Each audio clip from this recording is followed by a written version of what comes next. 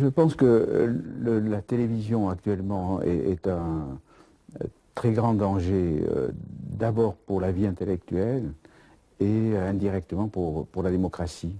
Paradoxalement, les gens de télévision et plus généralement les journalistes se voient comme souvent des défenseurs critiques de la liberté. Ils parlent de troisième pouvoir ou de quatrième pouvoir. Ils se voient comme une sorte d'instance critique de contradiction, de discussion, alors qu'en réalité, je pense qu'aujourd'hui, la télévision, sous différentes formes, à travers différents styles, est un instrument de normalisation. On m'objecte aussitôt que la télévision est très diverse, que le journalisme est très divers, qu'il y a des émissions très différentes, etc. Alors qu'en fait, quand on regarde la télévision, aussi bien aux États-Unis qu'en Europe, on voit que la concurrence entre les chaînes, entre les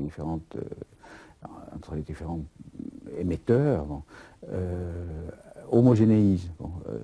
Le libéralisme, enfin la base de la philosophie libérale, consiste à dire que la concurrence diversifie, en fait, dans le cas de la production culturelle, enfin c'est pareil dans le domaine de l'édition, c'est pareil dans le domaine du cinéma, etc.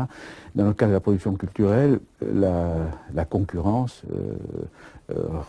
porte les différents producteurs à faire la même chose. Et dans le cas des produits culturels, ce processus d'homogénéisation est favorisé aussi par le fait que les gens disponibles, enfin, pour produire ce type de produits vite fait, mal fait, il faut un certain type de gens, et le personnel disponible n'est pas très grand.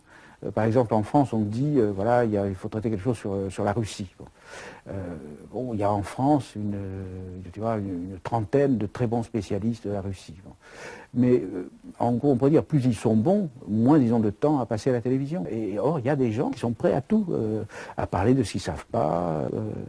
Aujourd'hui, ils vont parler de la sexualité, demain, ils vont parler de la morale, de la visite du pape, etc. Ils ont des opinions sur tout. On zappe la liberté du spectateur, c'est de zapper, c'est passer d'une chose à une autre.